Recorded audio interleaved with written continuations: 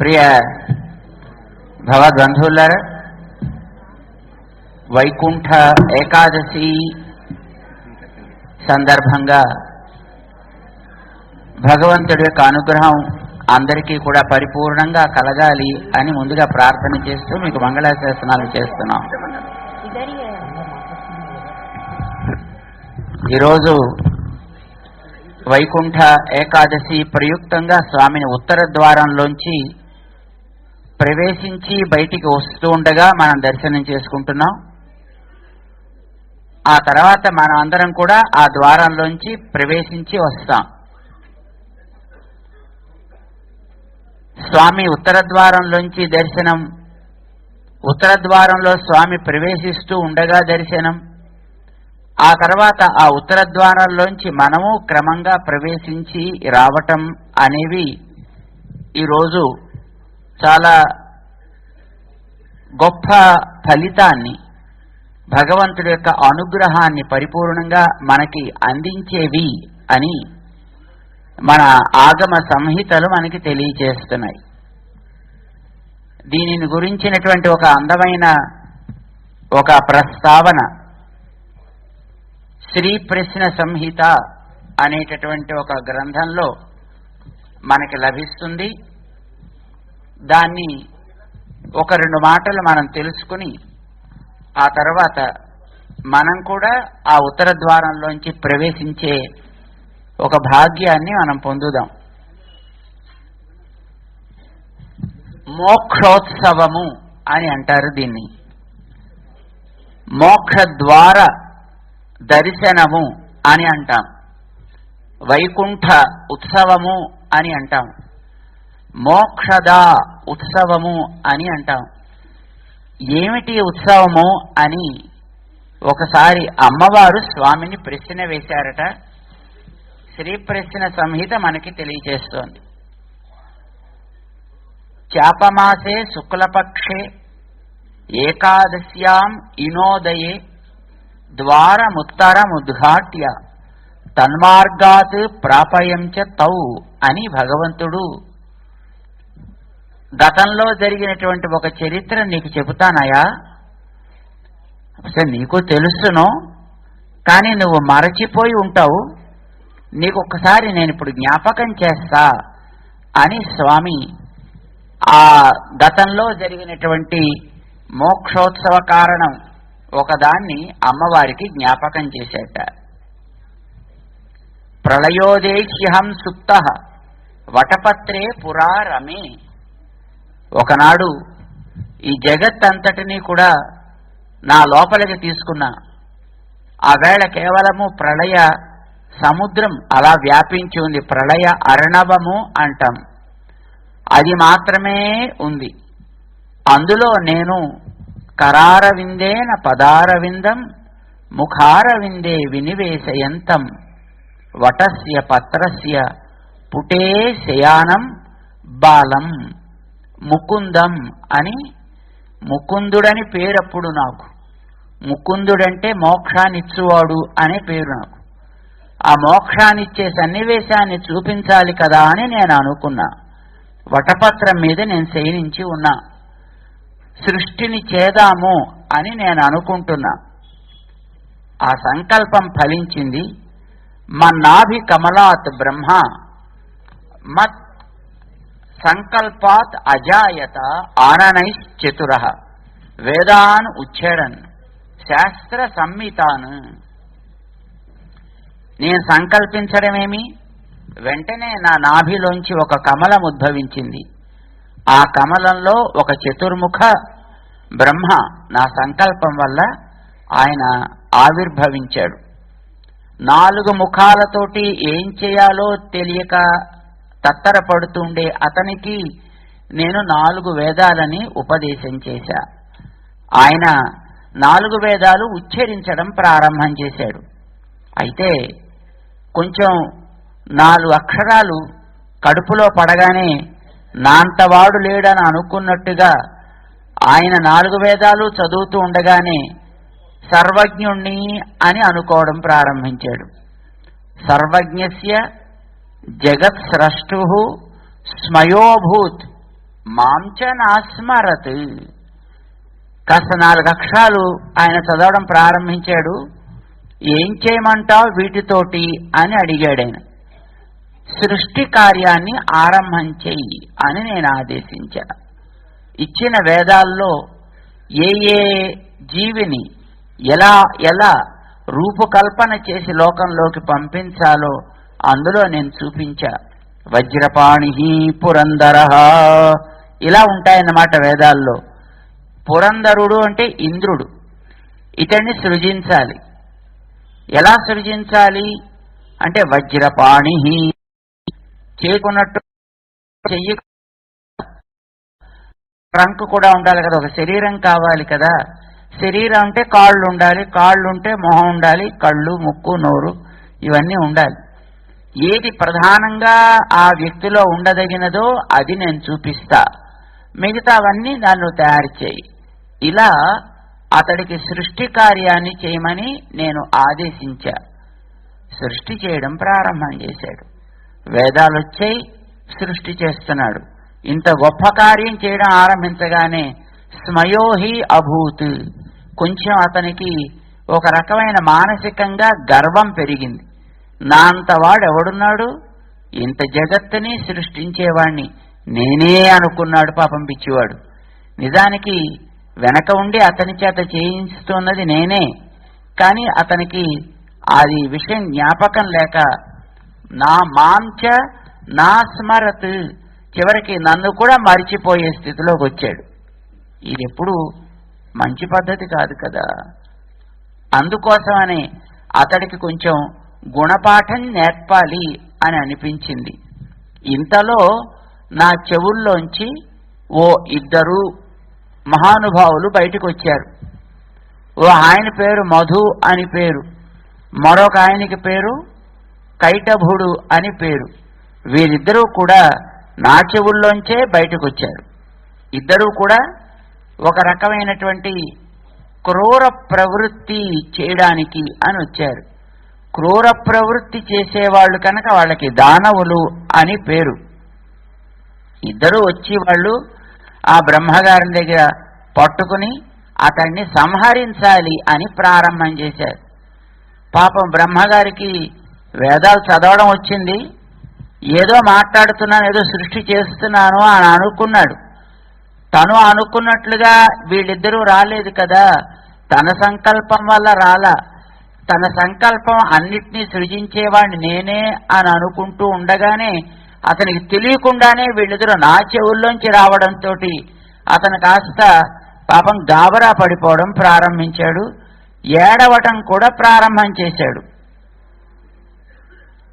ప్రాకృతో యథా, ఒక మామూలు మనిషి ఎలా అయితే ఏడుస్తాడో అలాగే సోరోదీత్ ప్రాకృతో యథా, బ్రహ్మగారు కూడా ఒక సామాన్యమైనటువంటి ఒక మనిషిలాగా ఓ ఓ ఓ అంటూ ఏడవడం ప్రారంభించాడు. ఏం చేయాలో తెలియలేదు అతనికి. ఇంతలో క్రింద ఉండేటటువంటి నన్ను చూశాడు.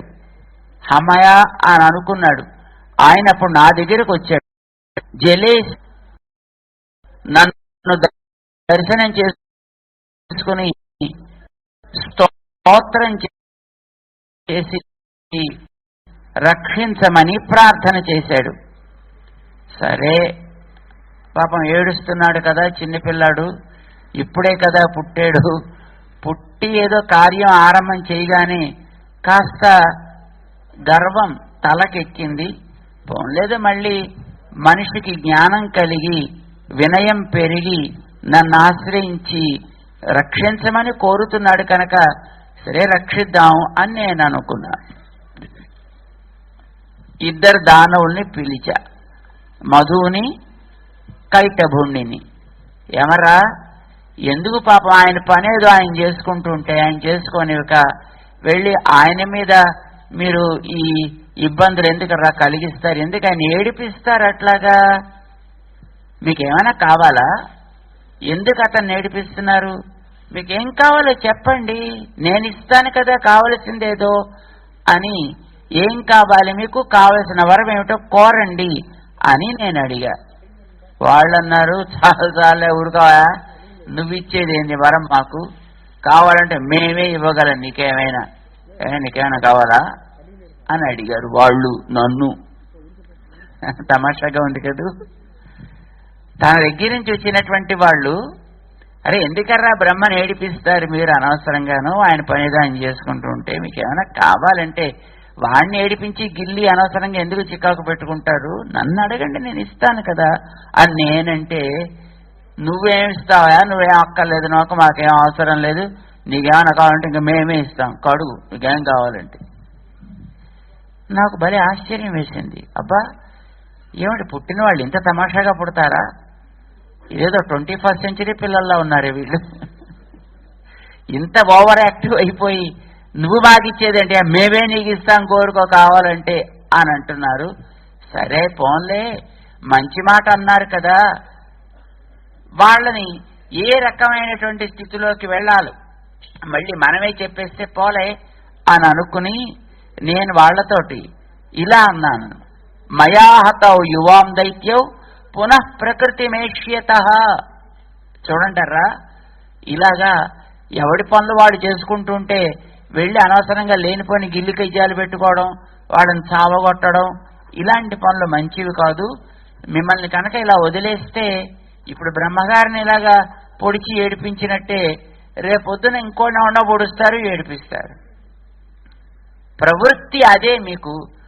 అంచేత ఊరికే చేతులు కూర్చోవు కనుక ఎక్కడుంటే వాడినల్లా పొడుస్తూ ఉండడం, ఏడిపిస్తూ ఉండడం, పొడుస్తూ ఉండడం, ఏడిపిస్తూ ఉండడం, ఇలాంటి పనులు చేస్తారు. అందుచేత మీరు ఇలాగా ఈ లోకంలో ఉండడం సబబు కాదు. అంచేత మిమ్మల్ని ఇద్దరినీ కూడా నేను సంహారం చేసేస్తా. మీరిద్దరూ క్రమంగా ఇక్కడి నుంచి వెళ్ళిపోయి ఎక్కడి నుంచి వచ్చారో అక్కడ చేరి ఉండండి అని నేను వాళ్ళని కోరుకోమన్నారు కదా, వాళ్లే వరం, నేను కోరుకున్నా. వాళ్ళిద్దరు అన్నారు, చాలే మేము వచ్చి ఇంత హడావిడి చేసి ఇంత మా ప్రభావాన్ని చూపించుకున్నాక అలా ఊరికనే పోతావా ఏంటి, మరేం చేస్తే పోతాడు చెప్పండి. నువ్వు మాతో యుద్ధం చేస్తానంటే అప్పుడు పోతాను అంటే ఏం యుద్ధం చేయాలి, కుస్తీ పట్టాలి. కోరుకున్న కోరిక భలే కోరిక కోరారండి వాళ్ళు. నువ్వు మాతోటి నియుద్ధము చేయాలి, నియుద్ధం అంటారు కుస్తీ పట్లని. మాతోటి నియుద్ధం ఎన్ని రోజులు చేయాలో కూడా కండిషన్ పెట్టారండి వాళ్ళు. ఎంతకాలం చేయాలి, నియుద్ధం మాసమేకంత కృత్వా సార్ధం సుమధ్యమే. నన్ను వాళ్ళు అడిగింది ఏంటంటే, నెల రోజులు మాతో నువ్వు శుభ్రంగా చక్కగా కుస్తీ పట్టాలి, మంచి మంచి పట్లు పట్టాలి. ఆ తర్వాత అప్పుడు నువ్వు కోరినట్టుగా మేము మళ్ళీ మా స్థానానికి వెళ్ళే ప్రయత్నం చేస్తాం. ఓరని ఇంత మంచి కోరారా, సరే అయితే పట్టండి, అయితే పడదాం కుస్తీ పట్లు అని నేను వాళ్లతోటి మెల్లిగా కుస్తీ పట్టడం ప్రారంభం చేశా. నెల రోజులు ఇలా పట్టిన తర్వాత అప్పుడు వాళ్ళు సరే ఇంకా తండ్రి చాలే మమ్మల్ని నువ్వు తృప్తిపరిచావు కనుక ఇహ నువ్వు చెప్పినట్టుగా నీ చేత మేము సంహారము పొంది నీ లోకానికి చేరేటట్లుగా అనుగ్రహించు మమ్మల్ని అని వాళ్ళు అడిగారు. మరి ప్రార్థన చేసి ప్రేమతోటి నా లోకంలోకి వస్తానంటే నేను వాళ్ళకి మంచి మార్గంలో తీసుకెడతాను, కానీ వీళ్ళు అలా కాదు కదా, కుస్తీ పొట్లు పట్టి అనవసరంగా వీడిని గిల్లి వాడిని గిల్లి కజ్జాలు పెట్టుకుని ఇలా చేసే వాళ్ళని మెయిన్ డోర్లోంచి తీసుకెడితే వాళ్ళకి సరైనటువంటి పర్మిషన్స్ ఉండవు, వాళ్ళకి సెక్యూరిటీ క్లియరెన్సెస్ ఉండవు, పాస్పోర్ట్ సరిగ్గా ఉండవు, వీసాలు సరిగ్గా ఉండవు. ఇలాంటి వాళ్ళ మెయిన్ డోర్లోంచి ఎట్లా తీసుకెడతా, ఆ సెక్యూరిటీ హ్యాజిల్స్ అన్నిటినీ కూడా క్రాస్ చేస్తూ తీసుకెళ్లాలంటే మళ్ళీ కొంచెం ఇబ్బందికరంగా ఉంటుంది. అందుకోసమనే నేను వీళ్ళకి ప్రత్యేకమైన ద్వారం ఒకటి తెరవాలి అని నిర్ణయం చేయాలి. వీళ్ళందరినీ మా ఇచ్చిన వరం ప్రకారం అయితే నా దగ్గరికి తీసుకొచ్చేసుకోవాలి. ప్రకృతి మేష్యత, మీరు మళ్ళీ మీ స్థానంలోకి వెళ్ళిపోండిరా అని చెప్పాను కనుక వాళ్ళు అలా వెళ్ళిపోయేటటువంటి ప్రయత్నం తప్పకుండా చేస్తారు. కానీ అక్కడ ద్వారపాలకులు వదలాలి కదా, వాళ్ళు వదలరు. అంచేత వీళ్ళని మెయిన్ డోర్లోంచి పంపించకూడదని ప్రత్యేకించి వీళ్ళ కోసం ద్వారం ఉత్తరం ఉద్ఘాట్య తన్మార్గాత్ ప్రాపయంచ తౌ, వాళ్ళ కోసమని ప్రత్యేకించి స్పెషల్గా ఉత్తరం వైపు ఉండే ద్వారాన్ని తెరిపించారు. మామూలుగా ఆ లోకానికి 4 వైపులా ద్వారాలు ఉంటాయి. తూర్పునుంటుంది, దక్షిణానుంటుంది, పశ్చిమానుంటుంది, ఉత్తరానుంటుంది, అన్నీ ఉంటాయి. వీళ్ళ కోసం ఏది తెరవచ్చును అంటే ఏదో చెడు లోకాలకి వెళ్ళేటట్టయితే దక్షిణ ద్వారం నుంచి పంపించాలి. పాపం వీళ్ళు మంచి పని చేశారు. వీళ్ళు ఇంతవరకు చేసింది నేను చెప్పిన మాట విన్నారు, ఇలా చేరిపోయారు. సరే కోరుకోవాలి అని వాళ్ళకి అనిపించింది, సరే నన్ను కోరుకోమన్నారు, సరే వాళ్లే నాకు తర్వాత వరం ఇచ్చారు. అంటే ఇలాంటి వాళ్ళు మరీ చెడ్డవాళ్ళు కాదు, అలానే అన్ని మంచిగా ఉన్నవాళ్ళు కాదు. అందుకోసమని వీళ్ళ కోసం ప్రత్యేకించి ఉత్తరం వైపు ఉండే ఒక ద్వారాన్ని నేను తెరిపించి ఆ లోకంలోంచి వీళ్ళని మెల్లిగా లోపల పారేశాను. ఆ లోకంలోకి గతంలో శిశుపాలుడు అని ఒక ఆయన పేరు మీరు వినుంటారు. ఈ శిశుపాలుడు అనేవాడు ప్రతి జన్మలోనూ వస్తూ ఉండేవాడు, వచ్చి ఏదో పాడు పనులు చేస్తూ ఉండేవాడు. వాడికి చివరి జన్మ శిశుపాలుడు, దంతవక్తుడు అని 2 రూపాయలు ధరించడం. అయితే ఈ శిశుపాలుడు కృష్ణావతారంలో వచ్చాడు. మొట్టమొదటి రామావతారంలో వచ్చిన వాళ్ళు కొంచెం ఇంతకంటే కొంచెం మంచిగా ఉన్నారు. అంతకంటే ముందు వచ్చిన హిరణ్యకశిపు, హిరణ్యాక్షుడు ఇంకా కొంచెం ఫెయిర్గా ఉన్నారు. ఈ ఫెయిర్నెస్ అనేది క్రమంగా తగ్గుతోంది. కృతయుగంలోంచి త్రేతాలోకి వచ్చేటప్పుడు కొంచెం తగ్గింది, త్రేతాలోంచి ద్వాపరంలోకి వచ్చేటప్పుడు ఇంకా తగ్గింది. ఆ ద్వాపరంలో వీడు చాలా తీవ్రమైనటువంటి ప్రవృత్తిలోకి వచ్చాడు. మరి ద్వాపరం తర్వాత కలియుగంలో పెడితే ఇంకా తీవ్రంగా ఉంటాడు కదా. కాలంలో మార్పు క్రమంగా చెడుని పెంచుతూ కలుగుతోంది. అందుకోసమనే వీడిని కనుక ఈసారి మళ్ళీ జన్మ ఎత్తేట్టుగా వదిలేస్తే వచ్చే జన్మ ఎలా ఉంటుందో తెలీదు. అంచేత వీడిని రాని ఊరికి పంపించాలి. ఎందుకంటే ఆయన శిశుపాలుడుగా వస్తే దానికోసం స్పెషల్గా ఈయన ఒక అవతారమే వేసుకురావాల్సి వచ్చింది. ఒక్కొక్కసారి ఒక్కొక్క అవతారం వేసుకురావాల్సి వచ్చింది. ఒకదానికంటే వాడు పవర్ఫుల్ అవతారాలు వేసుకురావాల్సి వచ్చింది. అంత వేసుకుంటే కానీ వాడు కాస్తేనే కంట్రోల్ అవ్వటలే. ఈ మత్తు మందులు వేసుకుంటూ ఉంటారు. సామాన్యంగా మొదట ఏదో 0.5% ఉండేటట్లుగా ప్రారంభిస్తారు. కొన్ని రోజులైతే 0.5 అలవాటు పడిపోతుంది దేహం. అప్పుడు 0.75 పెంచుతారు. కొంతకాలం దాంతో సాగుతుంది. దేహం దానికి కష్టమైపోతుంది. అప్పుడు దాని తర్వాత 1 mg చేస్తారు. దానికి తర్వాత కొంతకాలం దేహం అలవాటు పడిపోతుంది. దాని తర్వాత దాన్ని 2 mg చేస్తారు, 3, 4, 5 mg పెంచుకుంటూనే పోతారండి ఈ మత్తు డోసులు ఇచ్చేటటువంటి వాళ్ళు. ఎంతకాలం వాడాలండి తన ఉన్నంత వరకు చక్కగా మంచిగా ఉండాలి అంటారు. అని ఇంతకాలం దాకా ఇంకా ఆపేయచ్చును అనేది ఏం ఉండదండి. కాన్స్టెంట్గా పెరుగుతూ ఉంటుంది డోసు. అదిగో వీళ్ళు కూడా అట్లానే. ఈ రాక్షసులు కూడా ఒక ఆ జన్మలో కంటే మరో జన్మలో ఇంకా ఇంకా బలం, ఇంకా ఇంకా క్రౌర్యం, ఇంకా ఇంకా చెడ్డతనం, ఇలాంటి వాటితోటి వీళ్ళు పెరిగిపోతున్నారు. ఇప్పుడు మళ్ళీ శిశుపాలుడుగా వచ్చిన తర్వాత ఇంకోసారి జన్మాన్ని వీడికి పొందడానికి అవకాశం కలిగిస్తే ఆ తర్వాత వాడిని మళ్ళీ కంట్రోల్ చేయడం ఎవ్వడికి సాధ్యం కాకపోలు. అందుకోసమనే ఇంకా ఇతడికి ఇది ఫైనల్ జన్మని చేసేసేయాలి అని అనుకుని ఆ వేళ శిశుపాలుడు వెళ్ళడానికని మామూలుగా వెళ్ళే రెగ్యులర్ ద్వారాన్ని ఓపెన్ చేయలేదు కండి. తిరువడి తాట్పాల్ అడైంద తన్మై అన్నారు దాన్ని. అంటే పాదాల సన్నిధానానికి చేరాడు. ఏం చేశాడు భగవంతుడు అంటే ఆయన్ని ఒకసారి 108 ఏదో తిట్టిన తర్వాత తన పాదంలో ఉత్తరం వైపు ఉండేటటువంటి గుమ్మ పరమపదంలో, ఎందుకంటే పరమపదం అనే ఊరు 1 వే ట్రాఫిక్ అండి. అక్కడ వెళ్ళడమే తప్ప మళ్ళీ అటు తిరిగి వెనక్కి ఎవరిని రానివ్వరు అన్నమాట. అందుచేత ఇంకోసారి మళ్ళీ రానిస్తే ఇంతకంటే ఇంకా తీవ్రమైతే కృష్ణావతారం కంటే మించింది ఇంకేదో అవతారం కావాలి, అబ్బా ఇది చాలా కష్టం, ఇప్పటికే చాలా శ్రమ పడ్డాం, ఇంకోసారి మళ్ళీ వీడు పుట్టే ఛాన్స్ వీడికి ఇవ్వకూడదు. అలాంటిది ఒకటే ఊరుంది, అది పరమపదం. అందుకోసం అది ఇవ్వాల్సి వచ్చింది. లేకపోతే అసలు వాడికి పరమపదం ఇవ్వాల్సినటువంటి పుణ్యం కాదు వాడిది. కానీ మరేం చేయాలి? మళ్ళీ రానివ్వకుండా ఎక్కడికైనా ఒక చోట తీసుకెళ్ళి వేసేయాలి అని అంటే అలాంటి ఒకటే ఊరుందా? ఇంకో అలాంటి వేరే ఊళ్ళు లేవు. మిగతా ఎక్కడికి వెళ్ళినా మళ్ళీ మత్స్యలోకం విజంతి అన్నట్టుగా మళ్ళీ లోకంలోకి తిరిగి వచ్చేకి తప్పదు. అందుకోసం తీసుకెళ్ళడం పరపదను వేసేసేటండి. ఆ వేయడం కూడా మామూలు దూరంలోంచి వెళ్ళేటండి. వెళ్ళి ఒక్క తంతే వెళ్ళి మొత్తం అంత ఆకాశంలోకి ఎగిరి ఆ ప్రాకారం మించి ఆ లోకంలో పడ్డట్టుగా అలా పడ్డట్టండి శిశుపాలుడు. అదిగో వీళ్ళకు కూడా అలాగే ప్రత్యేకించి ఉత్తర ద్వారాన్ని తెరిచి ఆ ఉత్తర ద్వారంలోంచి వీళ్ళని నేను పంపించా. ఎలా ఉంటుంది ఆ ఉత్తర ద్వారం దగ్గర?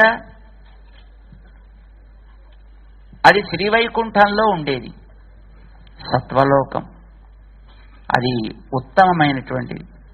శ్రీవైకుంఠే సత్యలోకాదు పరిష్ఠాత్, సత్యలోకానికి ఆవల. అది చాలా శుభప్రదమైనటువంటి లోకం. శుద్ధ సత్య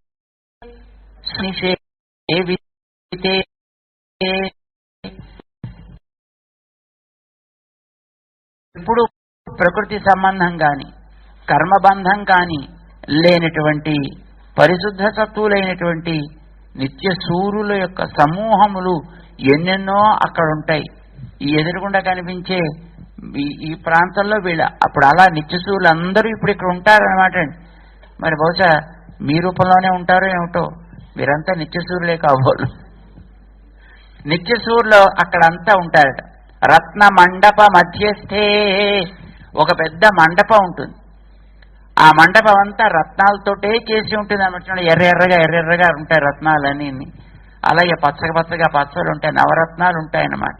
అలాంటి వాటితోటి చేసి ఉంటుంది ఆ మండపం అంతా. దాంట్లో రత్నపర్యంక శోభితే, అక్కడ రత్నములతోటి తయారు చేసినటువంటి ఒక అద్భుతమైనటువంటి పాన్పు ఉంటుంది స్వామి ఆసీనుడు కావడానికి. తిష్టంతం శేషశయనే తత్ఫణామణి శోభితం, అక్కడ ఆదిశేషుని యొక్క చక్కటి దివ్యమంగళ విగ్రహం ఉంటుంది.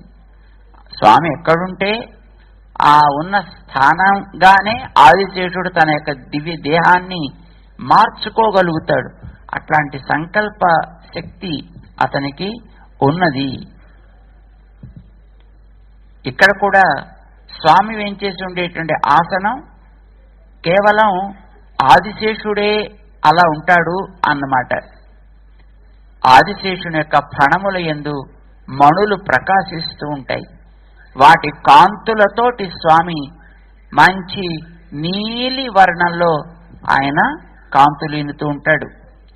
చుట్టూ నిత్య సూర్యులతో పాటు ముక్తగణాలు కూడా ఎందరో అలా సేవించుకుంటూ ఉంటారు స్వామిని.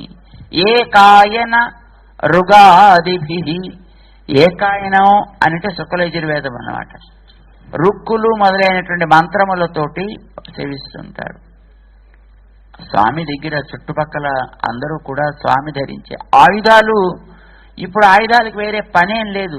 అందుచేత అవన్నీ కూడా పురుష ఆకారాన్ని ధరించి స్వామి దగ్గర, స్వామి ఉండేటటువంటి చుట్టుపక్కల పరిసరాల్లో ఎప్పుడు ఉంటూ ఉంటారు. ఆయుధై శంఖ చక్రాద్యై మూర్తిభి పరిసేవితం, ఒక్కొక్క ఆయుధం ఒక్కొక్క మానవాకారం ధరించి ఉంటుంది. మన శ్రీపతి స్తుతిమాల మీరు స్వామి యొక్క ఆ పరమపదనాథుడిగా కూర్చున్నటువంటి రూపాన్ని దర్శించి ఉంటారు. అందులో ఒకరి తల మీద ఖడ్గం ఉంటుందంటే ఖడ్గ పురుషుడు ఆయన ఒక మానవాకారం ధరిస్తే ఆయన శిరస్సు దాకా అంత మానవాకారమే. పైన ధరించినటువంటి కిరీటం మాత్రం ఆయా ఇతను ఎవడు అని తెలియచెప్పే రూపంలో ఉంటుందన్నమాట. ఇలాగా ఉండేటటువంటి అద్భుతమైనటువంటి మండపం అది.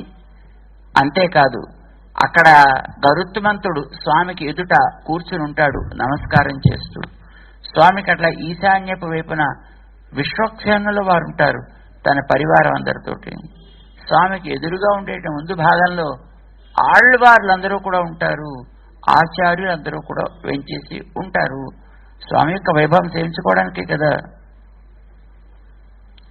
ఇంతమంది కూడా చక్కగా స్వామి సన్నిధికి త్వరగా చేరి స్వామికేసే నమస్కరిస్తూ వాళ్ళు వారి వారి స్థానాల్లో ఉండి ఇలా నన్ను అక్కడ స్తుతి చేస్తూ ఉంటారయా అన్నాడు. మనందరం కూడా అలాంటి ఆ స్తుతి ఈవేళ ఇక్కడ స్వామి సన్నిధిలో చేయవలసి ఉన్నది. అది చేద్దామా మనందరూ?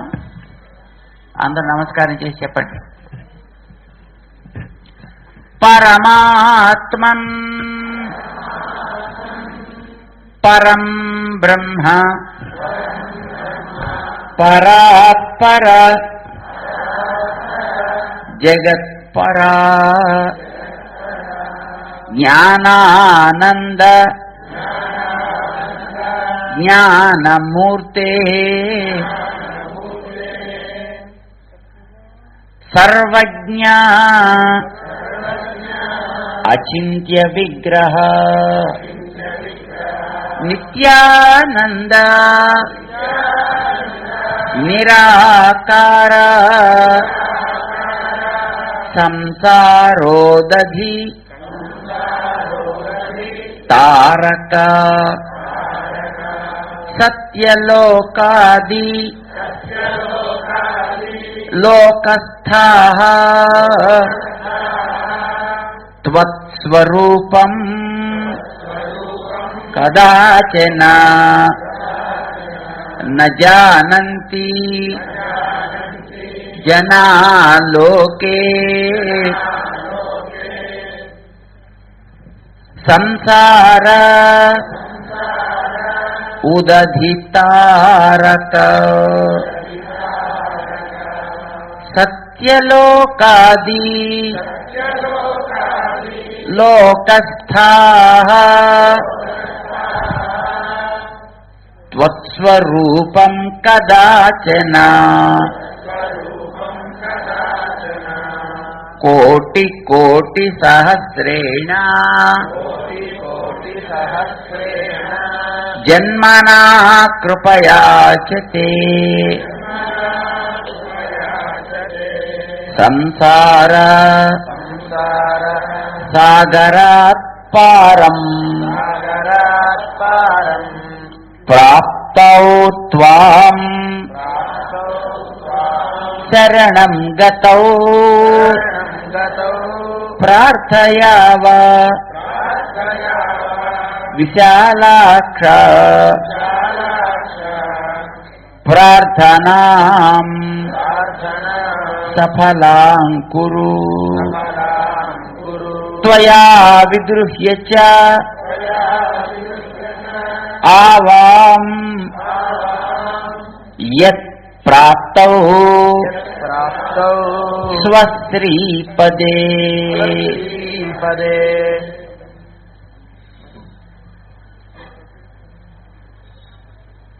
స్వశ్రీపతే పదం బ్రహ్మాదయోపి త్వల్లోక సదృశం రత్నమందిరం కల్పయిత్వా తదార్చాయాం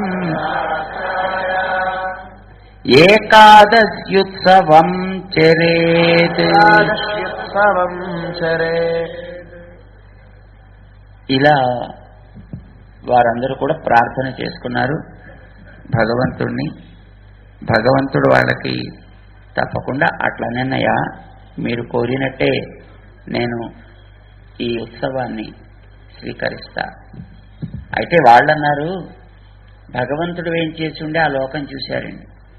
అక్కడ ఉండేటటువంటి నిత్య సూర్యుల్ని చూశారు, అక్కడ ఉండే ముక్త గణాలని చూశారు.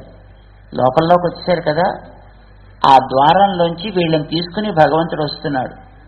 అక్కడ రెండు వైపులా ఆ నిత్యసూరులు, ముక్తగణాలు, ఆయుధాలు, ఆభరణాలు అన్నీ కూడా రూపాలు ధరించి అక్కడక్కడ వీళ్ళ కనిపించాయి. అబ్బా ఎంత గొప్ప ఇలాంటి ఈ లోకాన్ని మేము ఒక్కళ్ళే అనుభవించని అనిపించింది వాళ్ళకి. ఎంత గొప్పవాళ్ళు చూడండి. నిజానికి మేం నీకు వరం ఇస్తాం, నువ్వు కోరుకోవా, నువ్వు మాకు వరం ఇచ్చేదేంటి అన్నారు మొట్టమొదట. సరే అలాగే అన్నాడు. ఈయన యుద్ధం చేయమన్నాడు. యుద్ధం చేశారు. ఇప్పుడు లోకంలోకి తీసుకొచ్చారు. స్వామి నువ్వు మాకు వరం ఇస్తున్నావు కదా, నువ్వు అన్న మాట వ్యర్థం కాకూడదు కదా, అంటే ఇప్పుడు మేం కోరుకుంటాం, ఒక వరం మాకు ఇవ్వాయా అని అడిగారు. ఓ మంచి మాట చెప్పారు. సరే నా మాటని కూడా నేను ఇస్తానన్న మాట కూడా వ్యర్థం కాకుండా మీరు అడుగుతున్నారు కదా, సరే కోరండి ఏం కావాలో అన్నారటండి. అంటే వాళ్ళు అడిగారట, స్వామి దుష్టులమైన మమ్మల్ని నువ్వు ఇలాంటి మంచి లోకంలోకి బాగు చేసి తీసుకొచ్చావే, సామాన్యులకెవ్వరికి బ్రహ్మాదులకి కూడా చొర వీలు కాని ఈ లోకం మాకు లభించేటట్టు నువ్వు చేశావే, ఎంత గొప్ప అదృష్టవంతులమయ్యా మేము. ఇలాంటి గొప్ప సౌభాగ్యం సామాన్యులెవ్వరికీ దొరికేటటువంటిది కానే కాదు. అలాంటిది నువ్వు మా కోసం ఏర్పాటు చేశావు, ప్రత్యేకించి మమ్మల్ని ఇంత అద్భుతమైనటువంటి గొప్ప ప్రయోజనం, లాభం నీ అనుగ్రహం చేత కలిగేటట్టుగా మమ్మల్ని తయారు చేశావు. That's okay. అయితే ఏమంటారు ఇంతకీ, మాకు ఇప్పుడు నువ్వు ఇవ్వాల్సిన వరం ఏంటంటే, నీలో ఉండే ఈ గొప్ప దయా గుణాన్ని ఎవరు తలుచుకుంటారో, ధనుర్మాస కాలం నుండి సూర్యుడు ధనురాశిలో ఉండే ఏకాదశి నాడు ఎవరు ఇలాగా తమ దగ్గర ఉండేటటువంటి అర్చామూర్తికి ఒక చక్కటి ఉత్తర ద్వారాన్ని పరికల్పనం చేసి అందులో ఈ రకమైనటువంటి అలంకరణ చేసి నిన్ను మమ్మల్ని తీసుకువెడుతున్నట్టుగా ఎవరు అక్కడ భావిస్తారో, అలా ఎవరెవరైతే ఉత్తర ద్వారం మా కోసం ప్రత్యేకించి తెరిచిన నిన్ను అందులోంచి ప్రవేశిస్తుండగా దర్శించి ఎవరు ఆ ద్వారంలోంచి ప్రవేశిస్తారో ఆ వెనకాతల తదా పశ్యంతి ఏ దేవం తేన ద్వారేణ యాంతి చ, అందులోంచి వస్తుంటే దర్శించాలి, వాళ్ళు కూడా ఆ తర్వాత ఆ ద్వారంలోంచి రావాలి. అలా వచ్చేవాళ్ళు మహాపాతకినోపి స్యుహు, వాడు ఎంత గొప్ప పాపాలు చేసిన వాళ్ళైతే ఏం కనుక, మాకంటే పాపాలు చేసిన వాళ్ళైతే ఎవరుంటారు కదా, మేమేమో దానవులం అయ్యాం, నువ్వు తయారు చేసినటువంటి బ్రహ్మగారిని ఏడిపించాం, నీతోటి నెల రోజుల పాటు కుస్తీ పట్టాం, యుద్ధం చేశాం, ఇంతకంటే ఇంకా పాపం ఏమైనా ఉంటుందా? ఉండనే ఉండదు. అయినప్పటికీ మాకు నువ్వు ఇంత గొప్ప లాభాన్ని ఇచ్చావా లేదా? అందుచేత లోకంలో ఉండేవాళ్ళు ఇంతకంటే కొంచెం తక్కువ పాపం వాళ్లే ఉంటారు కనుక ఎంత పాపం చేసిన వాళ్ళైనా సరే మహాపాతకినోపి స్యు మోక్షభాజో భవంతితే, నువ్వు అనుగ్రహించేటటువంటి ఈ దివ్యమైనటువంటి వైకుంఠానికి వాళ్ళు కూడా చేరగలిగేటట్లుగా నువ్వు అనుగ్రహించు. చెయ్యాల్సిందేమిటి అంటే వాళ్ళు ఒక ద్వారం ఉత్తరం వైపు ఉండేట్టుగా చేయాలి, అందులోంచి నువ్వు మమ్మల్ని తీసుకొస్తున్నావు అనే విషయాన్ని వాళ్ళు తలుచుకోవాలి. ఇది వాళ్ళు భావన చేసేంత మాత్రం చేత వాళ్ళకు కూడా నువ్వు మోక్షాన్ని ప్రసాదించు అని ప్రార్థన చేస్తే చాలా సంతోషించాడు భగవంతుడు. ఇంత మంచి కోరిక ఎవరైనా కోరుతారండి? తమకేదో లాభం కావాలని కోరుతారు తప్ప ఈ లోకం అందరూ కూడా ఈ మాట తలుచుకుంటే చాలు వాళ్ళకు కూడా ఇంత ఉత్తమమైన ఫలితం కావాలి అని కోరేవాళ్ళు ఎవరుంటారు కనుక ఇది వాళ్ళు కోరారు. మధు కైటభుడు అనేటటువంటి వాళ్ళిద్దరూ కూడా. అందుకోసమనే ఆ వేళ నుంచి నేను ఈ ఒక ఉత్సవం కింద చెయ్యమని మన వాళ్ళందరికీ కూడా ఆదేశాన్ని అనుగ్రహించానయా, అందుకోసం ఇది చేస్తున్నారు. నిజమే. మరి అప్పుడు నువ్వు వచ్చేటప్పుడు ఆ ఉత్తర ద్వారం నుంచి బయటకు వచ్చాక ఇంత ఎత్తుగా పెద్ద ద్వారం కడతారు, ఎందుకయ్యా అంత పెద్ద ద్వారం అని అడిగిందిటండి. మళ్ళీ అమ్మచూడు ఎంత ఎత్తు పెట్టారో చూడండి దీన్ని. మామూలుగా అయితే ఒక చిన్న పీట వేసేసి ఆ పీఠం మీద స్వామిని పెట్టచ్చు కదా. దీనికి ప్రపాయా ఉన్నతేర్ హేతుం వదామి కమలేక్షణే అని మళ్ళీ దానికోసం మళ్ళీ చెప్పేటండి నేను. ఇంత ఎత్తి ఎందుకు కడతారో అని అడిగిందిట అమ్మవారు. ఇప్పుడు వీళ్ళందరికీ చూడు మోక్షం ఇవ్వాలి అని వాళ్ళిద్దరు అడిగారు కదా. అవును అడిగారు. వాళ్ళిద్దరికీ మోక్షం నేను ఇచ్చాను కదా. అవును ఇచ్చాను. ప్రతి ఏడాది కూడా ధనుర్మాసంలో ఏకాదశి రాగానే ఎక్కడెక్కడైతే ఎవరెవరైతే ఇలాగా స్వామిని ఉత్తర ద్వారంలోంచి దర్శనం చేస్తూ వాళ్ళు కూడా ఉత్తర ద్వారంలోంచి ప్రవేశిస్తూ ఉంటారో అలాంటి వాళ్ళందరినీ చూడ్డానికి వాళ్ళు వస్తారండి. మళ్ళీ ఎక్కడి నుంచి? పరంపదంలోంచి వాళ్ళు వచ్చి అబ్బా మమ్మల్ని తలుచుకుంటూ ఇంతమంది ఇలాగా ఉత్తర ద్వారంలోంచి ప్రవేశిస్తున్నారే అని ప్రత్యేకంగా దర్శనం చేయడం కోసం వాళ్ళు వస్తారట. మరి వాళ్ళెవరు? దానవులు. ఎలా ఉంటారు వాళ్ళు? పెద్ద పెద్ద ఆకారాల్లో ఉంటారు, ఎత్తుగా ఉంటారు. అప్పుడు పరంపదంలో నా ఊరంటే అక్కడ ద్వారం చాలా పెద్దది. మరి ఈ లోకంలో ఉండేటటువంటి వాళ్ళేమో వీళ్ళంతా మరుగుజ్జుగాళ్లే, వీళ్ళంతా పొట్టిపొట్టోళ్ళు. మరి వీళ్ళు కూడా ద్వారాలు ఎలా పెట్టుకుంటారు? పొట్టి ద్వారాలే పెట్టుకుంటారు. ఇప్పుడు మనుషులు వాళ్ళ ఆకారాన్ని బట్టి కదండి ఇళ్ళు కట్టుకుంటారు, దాన్ని బట్టి కదా మిగతావన్నీ ఏర్పాటు చేసుకుంటారు. అంచేది ఈ పొట్టి మనుషులు వీళ్ళ లక్షణాలు బట్టి పొట్టి ద్వారాలే పెట్టుకుంటారేమో, అలా పెట్టుకోవద్దు. వచ్చేవాళ్ళేమో మరి వీళ్ళని చూడటానికని వీళ్ళు ఇలా ప్రవేశిస్తుంటే చూసి ఆనందించి మన తరఫున రికమెండ్ చేయడానికని ఆ మధుకైటవులు వాళ్ళతో పాటు ఉండేది ఇంకా వాళ్ళ పరివారం అందరూ వస్తారు. మరి చిన్న చిన్న ద్వారాలు పెడితే వాళ్ళకి దూరం ఎంత కష్టం అవుతుంది చెప్పండి వాళ్ళకి. అందుకోసమని వాళ్ళ కోసమని పెద్ద ద్వారాలు పెట్టాలి. మోక్షంచాపి ప్రాప్తవంతౌ తస్మాత్ సేవామహే వయం. మేమైతే మోక్షం పొందేశాం, కానీ మరి వీళ్ళందరూ కూడా పొందాలి కదా. వీళ్ళందరినీ కూడా ఒకసారి మేము చూస్తాం. ఇది నిశ్చిత్య దైతేయా మోక్ష కామాశ్చ రాక్షసా. ఇంకా మోక్షం పొందుదాం అనిపించే వాళ్ళందరూ కూడా మహోన్నతా సమాగత్య నమస్యంతి దీనే వాళ్ళు వచ్చి ఈవేళ ఎవరైతే ఈ ఉత్తర ద్వారంలోంచి ప్రవేశిస్తుంటారో ఇలాంటి వాళ్ళందరికీ వాళ్ళు నమస్కారాలు పెడుతుంటారు. ఆ ద్వారాల దగ్గర నిలబడి ఎవరు? మధు కైటభులు అనేటటువంటి వాళ్ళిద్దరూ, వాళ్లతో పాటు ఇంకా మిగిలినటువంటి వాళ్ళ యొక్క రాక్షస బృందాలు ఇవన్నీ కూడా మోక్షకామలే వచ్చి ద్వారాల దగ్గర ఉండి వాళ్ళు నమస్కారాలు పెడుతుంటారంటే మరి సామాన్య ద్వారం పెడితే సరిపోతుందే, వాళ్ళు దూరడానికి వీలయ్యేటంత విశాల ద్వారం కట్టాలి. అందుకోసమని వెడల్పుగా ఎత్తుగా పెద్ద ద్వారాలు మీకోసం ఏర్పాటు చేస్తున్నాము అని వాళ్ళ కోసం చేస్తే వాళ్ళు కూడా తేషాం సుఖ ప్రవేశార్థం ప్రపా తాదృక్ సమున్నత. అందుకోసం అంత ఎత్తుగా కట్టాలయా. ఇది ధనుర్మాసంలో చేసేటటువంటి ఒక మహోత్సవం సుమా అని మన స్వామి వాళ్ళకి ఏ రకమైనటువంటి గొప్ప లాభం జరిగిందో దాన్ని అమ్మవారికి వివరించాడట.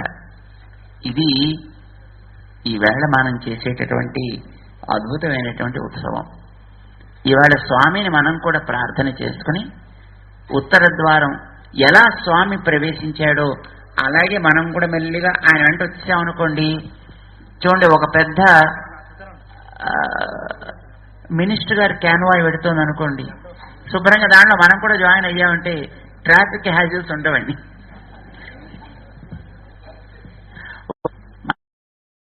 వచ్చి చాలాసేపు ఉండిపోయాడు, వెళ్ళబోయే టైం అయిపోతుందంటే పాపం నేను వెళ్ళబుద్ధి కాలేదండి త్వరగాను. సరే ఇంకా బలవంతంగా అతను పంపించాల్సి వచ్చింది పాపం, ఎందుకంటే ఫ్లైట్కి టైం అయిపోతుంది, అది ఇంటర్నేషనల్ ఫ్లైట్, వాడు త్వరగా వెళ్ళిపోవాలి. ఏం చేయాలి? అదేమో సాయంకాలం టైం అయ్యే, అదేమో హైదరాబాదు. ఎలా ఉంటుందండి? భయంకరమైన ట్రాఫిక్. పాపం ఆయన సరే బయలుదేరి వెళ్ళాడండి. మాకేమో లోపల టెన్షను, పాప ఏది చేరడో ఫ్లైట్ క్యాచ్ చేయగలుగుతాడు చేయలేడు, అనవసరంగా మన వల్ల లేట్ అయిపోతుంది, పాప ఏదైనా ఫ్లైట్ మిస్ అయిపోతాడేమో అని మేము అనుకుంటున్నాం. అతను వెళ్ళిపోయిన తర్వాత ఇంకా లోపలికి వెళ్ళిపోయి చెక్ ఇన్ అంతా చేసేసుకున్నాక అక్కడిని ఫోన్ చేశాడు నాకు, స్వామి నేనండి అక్కడ హైవే పట్టుకున్నానా, ఇంతలో మినిస్టర్ గారి కార్లు వచ్చాయండి, దాంతో రోడ్లన్నీ కూడా క్లియర్, శుభ్రంగా నేను వెళ్ళి మెల్లిగా కాన్వాయ్లో జాయిన్ అయ్యానండి. దానికి అసలు అంతే 5 నిమిషాల్లో ఎయిర్పోర్ట్కి చేరానండి. ఏమీ ఇబ్బంది లేకుండా హాయిగా చెక్ ఇన్ అయిపోయి అంతా మొత్తం క్లియర్ లోపలికి వచ్చాను. ఇంకా ఫ్లైట్ కొంచెం సేపట్లో నేను ఎక్కడానికి రెడీగా ఉన్నాను సుమా అని ఫోన్ చేస్తే అమ్మయ్య అంటే మనం కూడా అలాంటి వాళ్ళ వెనకాతలో జాయిన్ అయ్యామనుకోండి, దాంతో మనకు కూడా ఆ రకమైనటువంటి క్లియరెన్స్ వచ్చేస్తుంది అన్నమాట. అందుకోసం ఎట్లా స్వామి అందులోంచి ప్రవేశించి బయటకు వచ్చాడో మనమందరం కూడా అట్లాగా ఉత్తర ద్వారంలోంచి చక్కగా స్వామిని స్మరించుకుంటూ ప్రవేశించి అప్పుడు స్వామి యొక్క వైభవాన్ని మనం మనసా భావిస్తాం అన్నమాట. అలా ప్రవేశించేటప్పుడు చదువుకునే మంత్రం ఇలా ఉండాలి అని స్వామి చెప్పాడు, అది మేము చెప్తాం, మీరందరూ అందరూ గాని. ప్రళయాబ్ధిజలే శాయిన్ మధుకైటభ సేవిత ప్రార్థితం తు ఉత్సవం తాభ్యాం కర్తుమారభే అనుజ్ఞాన్ దేహి దేవేశ వైకుంఠాలయ భూషణ అని భగవంతుణ్ణి ఇలా ప్రార్థన చేయాలి. ఆ తర్వాత ఆ భగవంతుడు ప్రవేశించిన ద్వారంలోంచి ప్రవేశించాలి అని స్వామి అనుగ్రహించాడు. మనం అందరం కూడా ఇప్పుడు ఇక్కడి నుంచి మెల్లగా స్వామిని అర్చామూర్తి వైభవాన్ని స్మరించుకుంటూ ఆ లోపల నుంచి అట్లా వద్దాం.